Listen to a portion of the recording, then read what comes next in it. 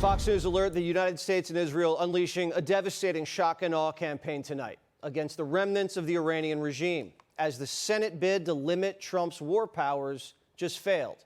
Senior White House correspondent Peter Doocy live from the South Lawn. Peter. Yes, Jesse, that Senate measure did fail. There was one Republican who voted with the Democrats, that was Rand Paul, and one Democrat who voted with the Republicans, that was John Fetterman.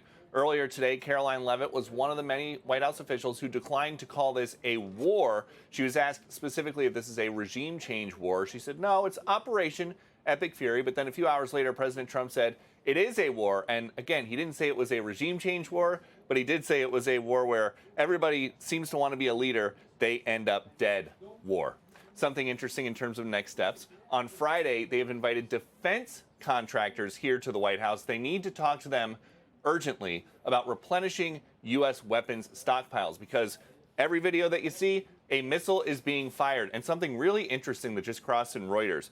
Raytheon, the people that make Tomahawk missiles, the Pentagon's deal with them was to buy 57 of the missiles at $1.3 million each. They want them to ramp that up to 1,000 a year. Jesse. Oh, that's quite a bit of Tomahawks. The president, you've covered him for a while. He seems almost unusually calm, even more confident than I've ever seen him before. You know, no timetable, doesn't care about the polling. Have you noticed that?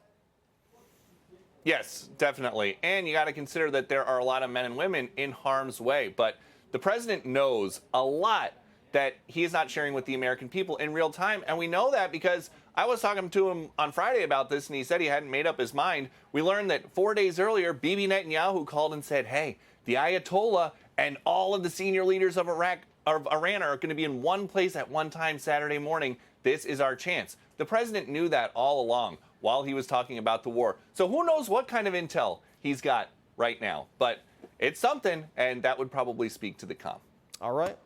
Peter Doocy, great to see you. Thank you so much. Click here to subscribe to the Fox News YouTube page to catch our hottest interviews and most compelling analysis. You won't get it anywhere else.